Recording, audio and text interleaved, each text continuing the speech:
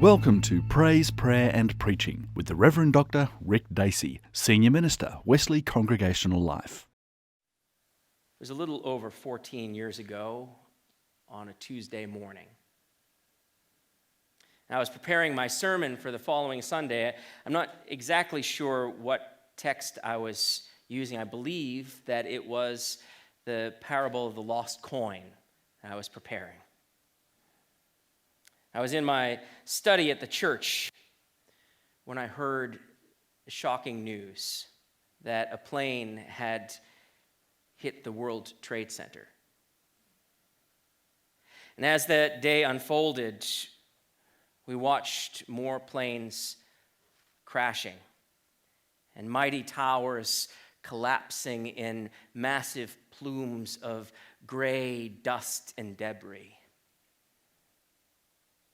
It wasn't clear to any of us on that day what exactly was going on or what might happen next. One thing that was clear to me by the end of that day was the sermon that I had been working on for Sunday would have to be set aside. I prayed for God's guidance, and I was led that night to Psalm 46, the psalm that we heard tonight. The Lord of hosts is with us. The God of Jacob is our refuge. You know, the church was packed that Sunday. Packed. As were churches all across America. In our congregation were people who worked in Manhattan, people who had lost friends and loved ones in the towers, and all of us were shaken to the core. My sermon on the 16th of September 2001 was not a hard one to write. The message of hope in Psalm 46, God is with us. God is our refuge and strength, a very present help in trouble, flowed so freely and naturally from me, as freely and naturally through me as any word that I had ever preached. It was in the weeks and months that followed that the preaching got hard. I knew exactly what God wanted me to say on that 16th of September 2001. I knew exactly what people needed to hear. But what would God have me say after that? As a nation, we were at war after that. At least that's what the politicians and the media continued to say. Even before we knew just who we were at war with, or where, or when, or how we were at war. And what other response could you possibly give? What other possible response could there be to such a dreadful and horrific attack? I remember talking it over with a couple of minister colleagues of mine at a gathering at the end of September, beginning of October that year, as the talk of war became more and more prevalent. And I remember one of my colleagues, in response, she said, "Well, I'm a pacifist. I believe that there needs to be accountability. The people who did this need to be held accountable. But all this talk about war, we need to stop this talk about war." And I asked her, well, how do you hold them accountable? They're in another country, surrounded by thousands of armed fanatics. Who are you going to send in? The state police? And she said, well, no, it would have to be military, which didn't sound very pacifist to me. And I said, armed with guns? And she said, yes. And I said, grenades? And she said, no. And at that point, I knew I had to let my pacifist friend off the hook. And I turned to my other friend, Marty. And I said, "What do you think, Marty?" And he said, "Well, I'm a pacifist." And I said, "Oh, dear." I didn't say that out loud. But I said it to myself. Because I was really struggling.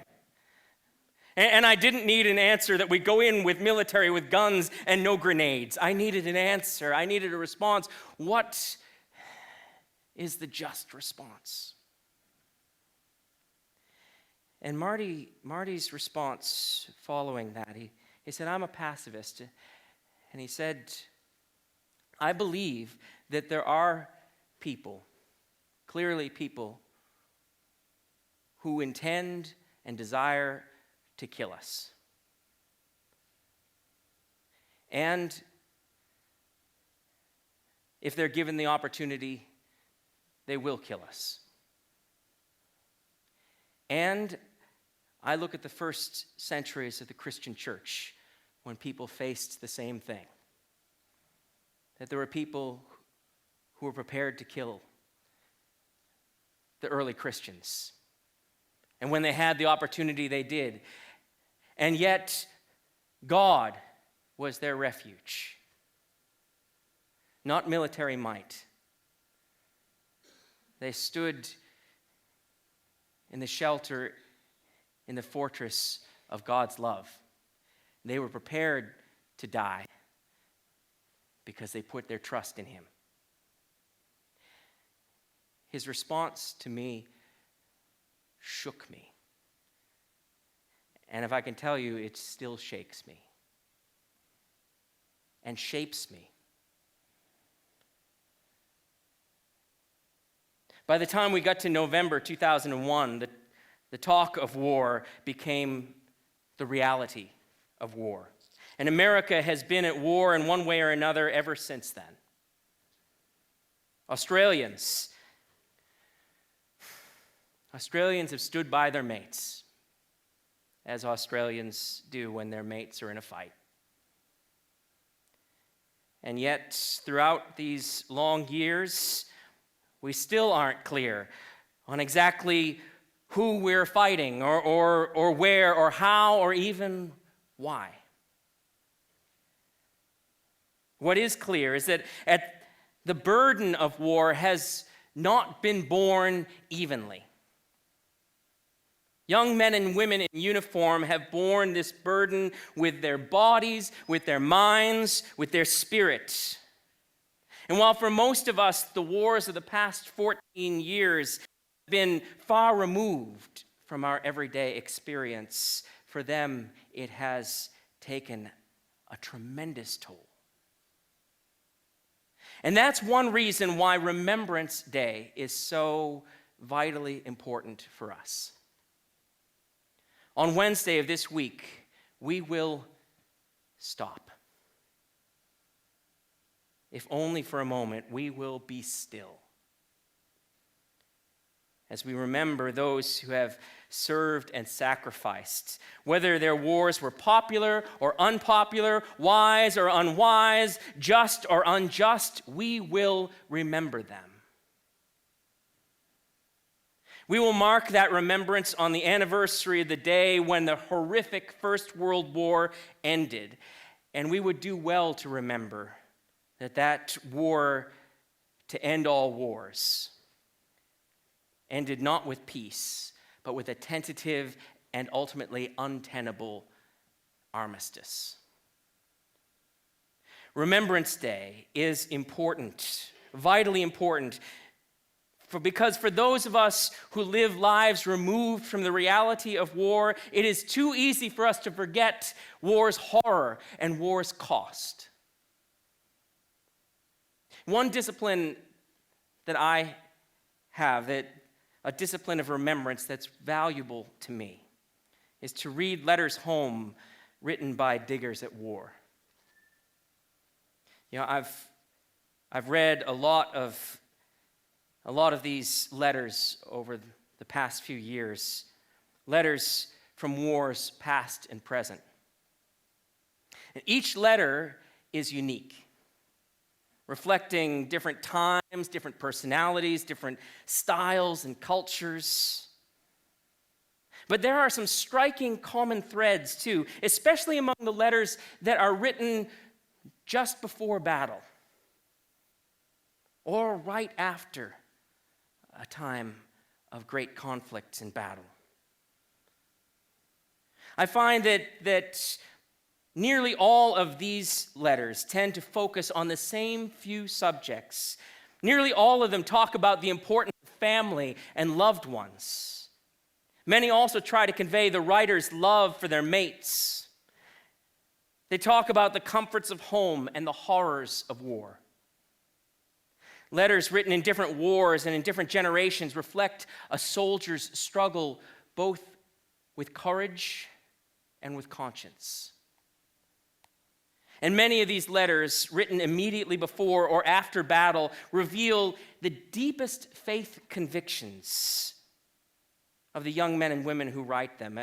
They speak with clarity and passion about mortality and immortality and providence and salvation, forgiveness and grace, and a deep, aching longing for peace. I've read dozens and dozens of these letters. Some of the writers use beautiful prose, others are just barely literate. But all of them bear a powerful poignancy. And so as we prepare our hearts and minds for Remembrance Day this year, I'd like to share just a few selections from some of those letters with you.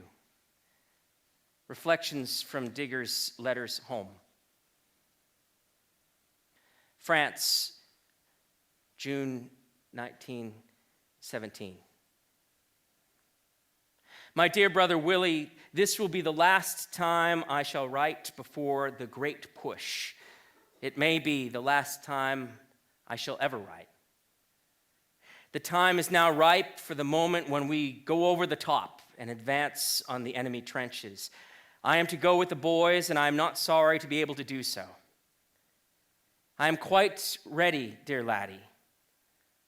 I have made my peace with God, and am trusting in Christ my Savior to bring me to eternal light.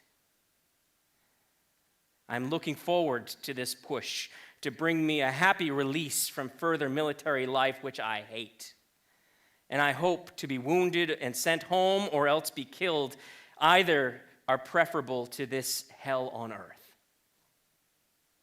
Now, Willie dear, you will see in my diary how I love you. You are my adopted brother. And I want to say that I shall think of you right to the end, and I shall pray to God to keep you in his care. You will remember our last words together on the Melbourne station. We will meet in heaven. If I die, I shall be looking for you, Willie, and I know that I shall see you again with your mother and mine in the fadeless morning on the eternal shore. If I live, Willie, I shall seek to do all I can to crush any military tendencies in my nation. I will make my name heard against money grabbing and other evil things, and will uphold the highest and best socialism, and I will try to make life more like Christ's life. If I die, I would like you to do this for me. Set your heart against all greed, selfishness, lust, and dirt, my laddie. And remember, Jesus Christ is a stronghold in whom we can hide. Goodbye, your ever-loving brother, George. Malaya, 1942. Dear Father, I'm just scribbling a note to let you know that I'm okay and keeping in good health. And you will understand I cannot say anything about where and what we are doing, but I just want you all at home to keep on praying and hoping that peace will come soon. God willing, I hope to be back with you soon. At present, the position seems to be against us. But we are all hoping that air reinforcements will come very quickly. I hope all the family is well. And all the nephews and nieces too. I often think of them in my thoughts and long to be home. However, I mustn't dwell on that too long. Remember me to all my friends. Keep on hoping and praying that all will be well. Cheerio for now. Heck. Korea, November 1950. We all thought that we would get a full night's sleep last night, the first since we landed in Korea. Settled into bed, and bleep me if at 11:30 a plane came over and bombed us. A Company has now copped everything: mortars, artillery, infantry, tanks, and planes. They all seem to pick on us. As one bloke said, he wouldn't be surprised if a submarine came across the paddy fields and started throwing hand grenades at us. That would be everything. Still, want to get home to my family. I hope it isn't too long. They won't get me in any more wars. All my love, your ever-loving husband, Len. Vietnam, April 1967. Only 108 days to go. By the time you get this, it'll be less than 100, my darling. I miss you and the little girls more than I can ever tell you. And I'm looking forward so very much to our holiday together. Love, Peter. And if I might include a Yanks letter in the mix. Iraq, February 2003. Hola, Mother. I just want to tell everybody how much you all mean to me and how much I love you all. Mother, I love you so much. I'm living my life one day at a time, sitting here picturing home with a small tear in my eyes, spending time with my brothers who will hold my life in their hands. I try not to think of what may happen in the future, but I can't stand seeing it in my eyes. There's going to be murders, funerals, and tears rolling down everybody's eyes, but the only thing I can say is keep my head up and try to keep the faith and pray for better days. All this will pass. I believe God has a path for me. Mother will be the last word I say. Your face will be the last picture that goes through my eyes. I'm not trying to scare you, but it's reality. The time is here to see the plan laid out, and hopefully I'll be home in it. I just want to say sorry for anything I've ever done wrong, and I'm doing it all for you, Mom. I love you. Diego.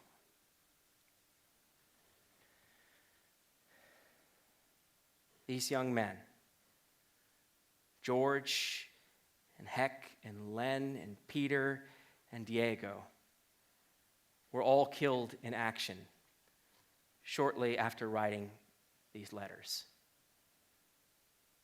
Their loved ones received their letters home along with a box of personal effects.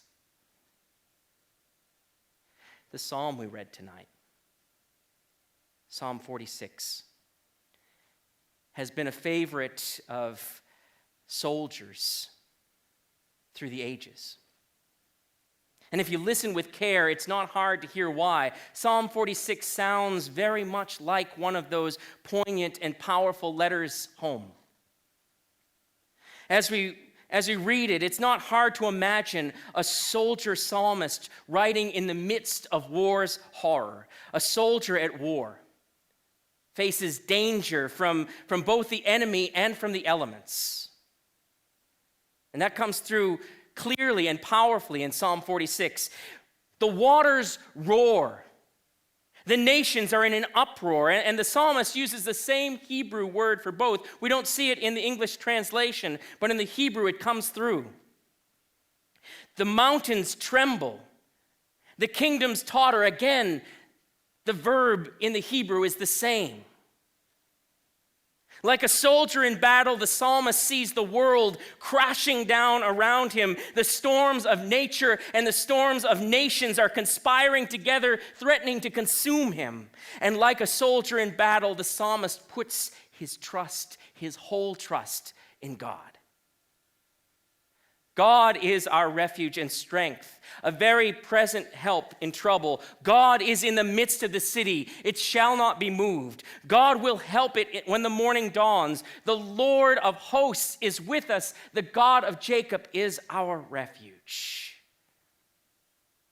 Hope and trust in the very midst of human desolation. Then in the final strophe, the psalmist invites us to a vision of a new desolation. A different kind of desolation. Not the desolation of human warfare, but God's desolation. Human warfare lays waste to people, to cities, to nations, but God's desolation will lay waste to human warfare. He makes wars to cease to the end of the earth. He breaks the bow, he shatters the spear, and he burns the shields with fire. The psalmist sees a vision of God's victory, a victory over war itself, a victory over cruelty and hatred and suffering, a victory for peace. Not peace as the world knows peace, as a temporary cessation of our hostilities where one generation's war leads into the next. Not peace as the world knows peace, as a naive attempt to appease criminals and tyrants. Not peace as the world knows peace, as an easy slogan chanted in the freedom of our society. But victory for peace as God knows peace. Peace I leave with you, my peace I give to you, says our Lord. Peace bold and courageous, empowering God's people to face down the powers of this world, to stand in the dangerous crossfire, trusting, genuinely trusting that God is our refuge. The Lord of hosts is with us. It is fitting as we prepare our hearts and minds for Remembrance Day that we should hear God's word in this digger's psalm. Because if we are a people who put our whole trust in God, if we are a people who proclaim our refuge and strength is in God, our very present help, if we do believe that God is with us, the same God who breaks the bow and shatters the spear and burns the shields in fire, then we need to hear our call. We need to hear our call to take part in what God sees. We need to hear our call to peacemaking. And at all times,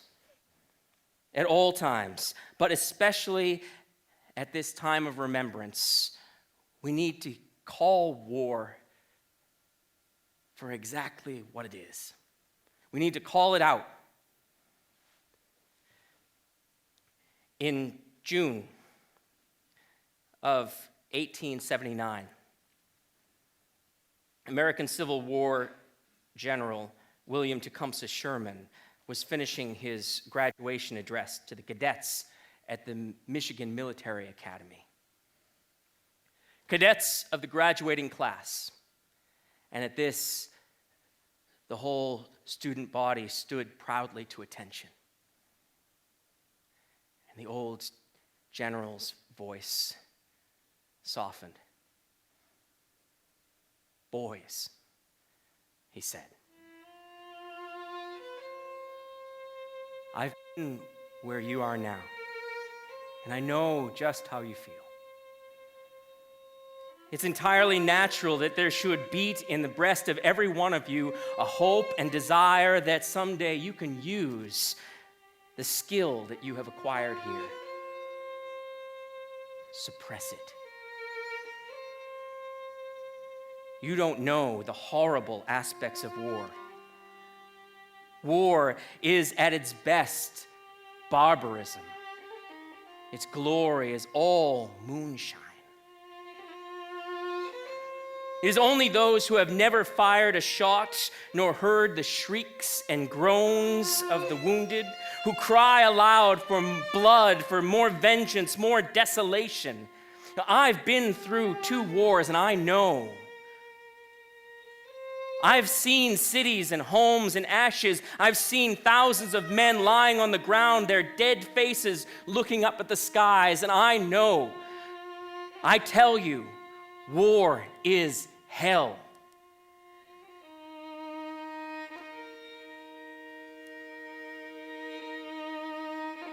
Sisters and brothers in Christ, as we approach Remembrance Day, we need to remember what war really is: hell.